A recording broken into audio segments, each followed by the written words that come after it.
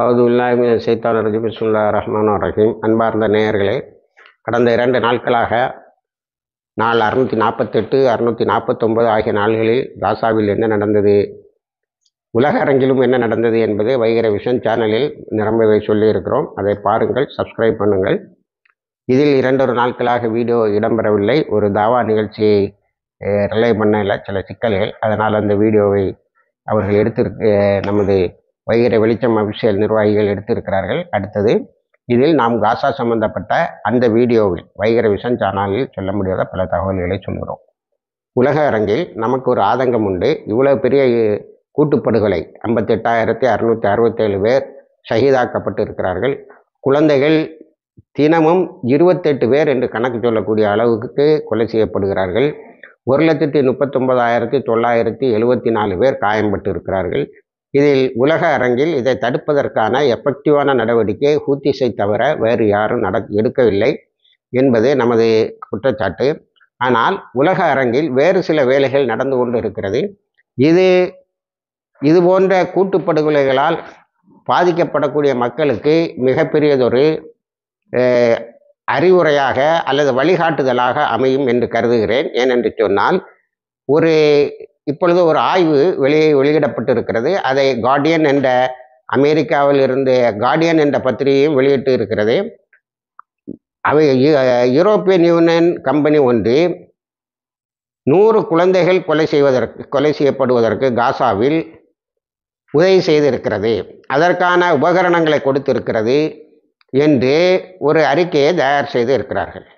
அதில் 24 verified incidents, அதாவது ஒரு குழந்தைகள் கொலை ஒரு சம்பவம் நடக்கிறது, அதில் பல குழந்தைகள் இறக்கிறார்கள், அதற்கு ஆயுதம் தயாரித்து கொடுத்த கம்பெனி, அந்த கம்பெனி தானே கொடுத்தது, அந்த கம்பெனியோட ஆயுதங்களால் தானே அந்த குழந்தைகள் இறந்தது என்பதை மறு ஆய்வுக்கு உட்படுத்தி கன்ஃபார்ம் பண்ணியிருக்காங்க. வெரிஃபைடு இன்சிடென்ட்னு அதை சொல்கிறாங்க. நாங்கள் சீராய்வு செய்து கண்டுபிடித்த 26 நிகழ்ச்சிகளில் 100 குழந்தைகள் கொலை செய்யப்பட்டிருக்கிறார்கள், அதற்கு இந்த கம்பெனி உதவி செய்திருக்கிறது என்பதை கண்டுபிடித்து அந்த கம்பெனி மீது தடையை விதித்திருக்கிறார்கள். தடை விதிக்க வேண்டும் என்று கோரி நீதிமன்றத்தில்,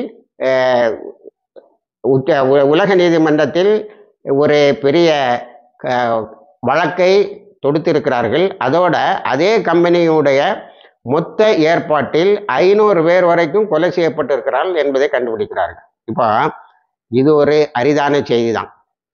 ஆனால் இதையும் செய்ய முடிகிறது. இவ்வளோ பெரிய மீடியா பிளாக் என்று சொல்லக்கூடிய ஊடகங்களுக்கு வாய்ப்பூட்டு போட்ட பிறகும் இதை கண்டுபிடிக்க முடிகிறது. அதை கிளிஞ்சிங் எவிடன்ஸ் என்று சொல்லக்கூடிய நீதிமன்றத்தில் நிற்கக்கூடிய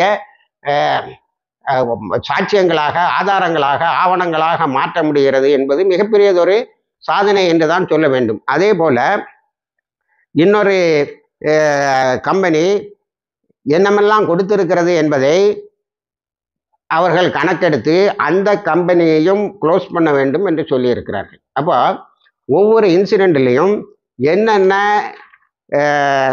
நிகழ்வுகள் நடக்கிறது என்பதை மிக துல்லியமாக உலக அரங்கில் பதிவிடுகிறார்கள், ஆவணமாக மாற்றுகிறார்கள், குற்றவாளிகளை நீதிமன்றத்தில் நிறுத்துகிறார்கள். நீதிமன்றம் செத்து போச்சுன்னு நம்ம சொல்லலாம். உலக நீதிமன்றம், இப்போ உள்நாட்டு நீதிமன்றத்திலிருந்து உலக நீதிமன்றங்கள் வரைக்கும் அமெரிக்கா என்ற சூப்பர் பவர் என்ன சொல்லுகிறதோ அதை தான் கேட்போம் என்று சொல்லி இருக்கிறது என்று சொன்னால், இப்பொழுது இப்படிப்பட்ட தகவல்களை சேகரித்து தருவதும் மிகப்பெரியதொரு வேலை, அதை செய்கிறார்கள். அதே போல ஹிந்து ரஜப் குரூப்பு நேற்று போர்ச்சுகல்ல அதனுடைய நீதிமன்றத்தில் ஒரு 5 இஸ்ரேலிய இராணுவத்தினர் மீது வழக்கை தொடுத்திருக்கிறார்கள். இந்த 5 இஸ்ரேலிய இராணுவத்தினரும் காசாவில் 25 இன்சிடென்ட்டுக்கு காரணமாக இருந்தவர்கள். இது எப்படி கண்டுபிடிக்க முடியுது? காசாவில் உங்களுக்கு அல்மயாதீன், அல் ஜசீரா போன்ற இஸ்லாத்தோடு தொடர்புடைய அல்லது முஸ்லிம்களோடு தொடர்புடைய இந்த உலக மக்களினுடைய கண்களை விரிவடைய செய்த இந்த ஊடகங்களுக்கு இடம் கிடையாது, இஸ்ரேலிலும் கிடையாது. அல் ஜசீரா தரக்கூடிய தகவல் எல்லாம் அம்மானில் இருந்து வருது. அல் மயாதீனில் உள்ள ஒரு கரஸ்பாண்டண்ட்டை ஜெயிலில் பிடிச்சி போட்டு சித்திரவதை செய்து 2 நாளைக்கு முன்னாடி தான் விட்டாங்க. அதனால இந்த ஊடகங்கள் எல்லாம் அங்கே இல்லாத நேரத்திலும் அவர்கள் ஒவ்வொரு நிகழ்வையும் ஆதாரப்படுத்தி உலக அரங்கில் போர்ச்சுகீஸில் வந்து அவன் இஸ்ரேலிய இராணுவம் ஓய்வு எடுத்துக்கிட்டு இருக்காங்கிறத கண்டுபிடிக்க அதுவும் ஒரு பெரிய வேலை. இஸ்ரேல் மிக ரகசியமாகத்தான் அதையெல்லாம் செய்யும். ஆனாலும் இஸ்ரேலுடைய இந்த பெரிய புத்திசாலித்தனத்தை எல்லாம் மீறி ஹிந்து ரஜப் குரூப்பு வழக்கை பதிவு செய்து இருக்கிறது. இப்போ வழக்கில் என்ன நடக்கும், அந்த இஸ்ரேலிய இராணுவத்தினர் கைது செய்யப்படுவார்களாங்கிற எல்லாம் வேற. ஆனால் இஸ்ரேலிய இராணுவத்தினர் பலர் தற்கொலை செய்து கொள்வதற்கு காரணமும் நம்ம இந்த நாட்டை விட்டும் ஓட முடியாது, இனி உலகத்தில் எங்கேயும் போய் கால் வைக்க முடியாது, நம்ம இஸ்ரேலுக்கு வெளியில் ஒரு டூர் போனோம்னா அந்த நாட்டில் ஒரு வழக்கை தயார் செய்வதற்கு ஒரு ஆள் இருக்கிறாங்க. அப்போ இதில் ஒரு பெரிய உண்மை சுயப்பிரயோசமாக வெளியில் வருகிறது. என்னவென்று சொன்னால், அல்-காசம் பிரிகேட்ஸு தாங்கள் தாக்குவதையும் வீடியோ எடுக்கிறார்கள், தாங்கள் தாக்கப்படுவதையும் வீடியோ எடுக்கிறார்கள். அப்போ இந்த குழந்தைகள்லாம் எப்படி கொலை செய்யப்படுது, தண்ணீருக்கு காத்து நிற்கக்கூடிய குழந்தைகள் எப்படி கொலை செய்யப்படுகிறது, யாரால் கொலை செய்யப்படுது, அதில் நிறைய பேர் போட்டும் சொல்கிறாங்க. இப்போ நேற்றும் ரஃபால அந்த நெட்சாரி மேக்சிஸில் உணவு வாங்க வந்தவர்களை சுட போனவர்களை சுட்டிருக்காங்க. அப்போ இது அவ்வளோத்தையும் ஆவணப்படுத்த முடிகிறது. எங்கே உட்காந்துக்கிட்டு 85,000 டன்னுக்கு மேற்பட்ட 85,000 இந்த 1000 நீங்கள் கணக்கு போட்டுக்கலாம். அவ்வளவு குண்டு வெடிப்புகள், தண்ணீர் இல்லை, எலக்ட்ரிசிட்டி இல்லை, உணவு இல்லை, அடிப்படையான எந்த விஷயமும் இல்லை. அங்கே அடக்கம் செய்யப்பட்டிருக்கின்ற பிணங்களில் இருந்து ஏதாவது ஒரு இது வரணும் என்று சொன்னால், அல்லது இஸ்ரேலிய இராணுவம் செத்து அதிலிருந்து வரக்கூடிய கிருமியிலிருந்து பெரிய நாசமே வந்து அழிந்திருக்க வேண்டும். இத்தனைக்கும் இடையில் அவர்கள் நேற்று தான் அதை அல் மயாதீன் அல் சபா நியூஸும் ரொம்ப தெளிவாக ஒரு அறிக்கையின் மூலம் தெரிவித்திருக்கிறார்கள். ஹமாஸ் கரஸ்பாண்டன்ஸ், அதாவது பத்திரிகையாளர்கள் போக முடியாத இடங்களில் அவர்கள் தாக்குத வீடியோவை வெளியிடுறாங்க. அவங்க தாக்கப்படுவது அல்லது குழந்தைகள் கொலை செய்யப்படுது இந்த வீடியோவை என்ன செய்கிறாங்கன்னா நேரே ஹிந்து ரஜப் குரூப்பு, உலகத்தில் உள்ள ஹியூமன் ரைட்ஸ் குரூப்பு இதுக்கெல்லாம் அனுப்புகிறாங்க. அதனால தான் தெளிவாக 500 மரணத்துக்கும் 100 குழந்தைகள் மரணத்துக்கும் காரணமான கம்பெனி இதுதான். அந்த கம்பெனி பற்றிய முழு டீட்டெயிலை நாங்கள் வைகறை வெளிச்சம் பத்திரிகையில் வெளியிட்டிருக்கிறோம். அவர்கள் எப்படியெல்லாம் உதவி செய்தார்கள் என்பதையும் வைகறை வெளிச்சங்க பத்திரிகையில் வெளியிட்டிருக்கிறோம்.